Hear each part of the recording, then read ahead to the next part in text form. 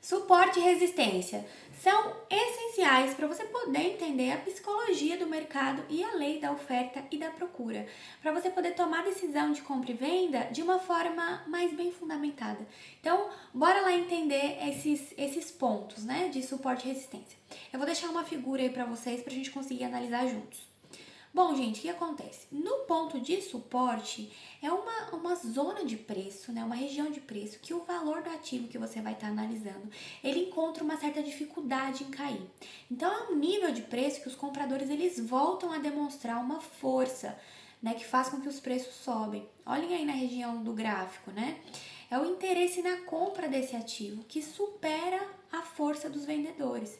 Então, na prática, os preços eles podem estar caindo, mas quando eles chegam ali, né, se deparam com essa região de suporte, naquele nível de preço tem uma força compradora que faz com que os preços voltem a subir. E aí, no ponto de resistência, né, é o oposto. É aquele ponto em que há um interesse de venda naquele ativo.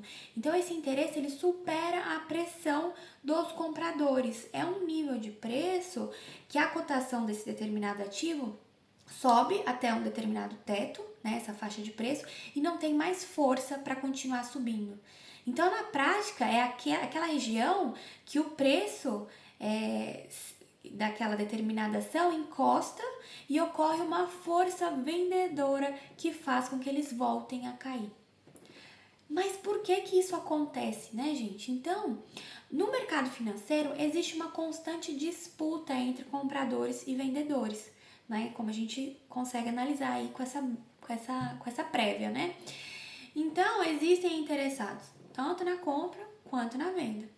Ok, os preços eles se movem de acordo com essa pressão que cada força exerce, então seja a compradora ou a vendedora, tá? E aí, em alguns momentos, alguma dessas forças vai superar a outra. E aí consegue direcionar os preços, seja para cima, a força compradora, ou seja para baixo, a força vendedora.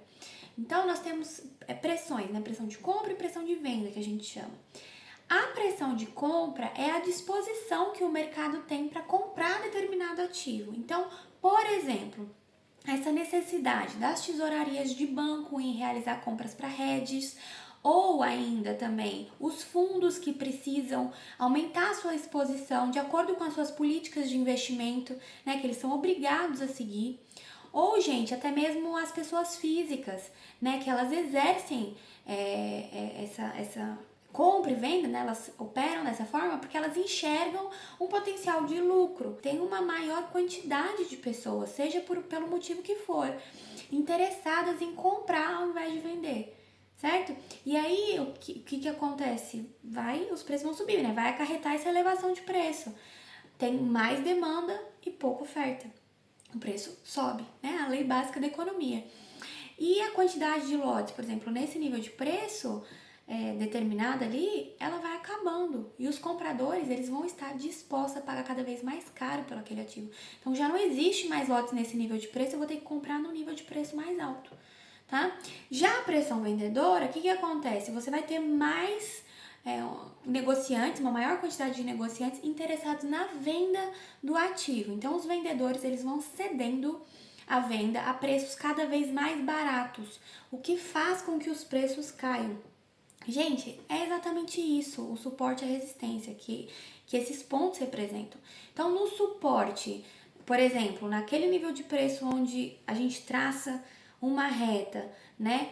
Por algum motivo existe uma força compradora, por exemplo, uma grande instituição que está disposta a consumir, a comprar grandes quantidades de lotes, né? Que vai acabar fazendo com que os preços sejam deslocados para cima, porque ela vai consumir todos os lotes naquele nível de preço, o que vai acarretar uma elevação do preço. E a resistência, existe uma força vendedora, né? Que toda vez que o preço sobe até aquele nível de preço, muitas pessoas ou instituições estão dispostas a vender e faz com que o preço caia. Basicamente, gente, a gente consegue aplicar essa ideia traçando essas retas. Então, não é só na horizontal, tá? A gente também consegue aplicar, por exemplo, na cotação na vertical, seja para baixa, para alta, tá? Como vocês podem ver aí nessa figura que eu vou deixar para vocês. Mas os conceitos são exatamente os mesmos. O suporte é essa linha inferior diagonal e a resistência a linha superior diagonal, tá? A gente consegue também identificar, por exemplo, suporte e resistências dinâmicos, tá, gente? Mas olha só, o suporte ele sempre vai ser o contrário da resistência, certo? Então, quando uma reta, por exemplo, de suporte, ela é rompida, então, esse é um ponto interessante e importante, tá?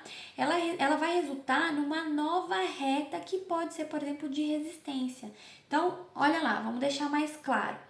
Eu vou mostrar essa figura para vocês entenderem que o mercado vem no movimento e de repente ele pode entrar num outro momento, mas utilizar esses pontos de suporte e resistências anteriores.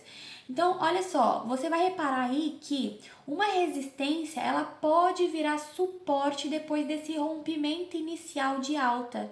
E a gente vai criar um novo suporte e resistência nesse novo momento do mercado, tá? De modo análogo, numa tendência de baixa, a gente consegue observar que o suporte ele também pode virar resistência. Então, os preços podem vir caindo, romper essa barreira inicial e depois, nesse novo momento, aquele antigo suporte cria ali uma resistência. Então, criou-se uma força vendedora naquela região, tá, gente? Mas vale lembrar que são parâmetros imaginários, digamos assim, e que nós temos que identificar essas linhas pela observação ali da cotação dos preços. E eu digo isso por quê? Porque eles podem sofrer pequenas variações dependendo nem sempre vão ser aquelas retas certinhas, né? Que você consegue observar aquela continuação, aquela tendência exata. Podem sofrer pequenas variações, tá bom, gente? Mas basicamente é isso. Se você gostou desse vídeo e quer continuar aprendendo sobre o mercado financeiro, acompanhe os próximos vídeos que a gente vai aprofundar essa temática, tá bom? Um beijo e te vejo no próximo vídeo.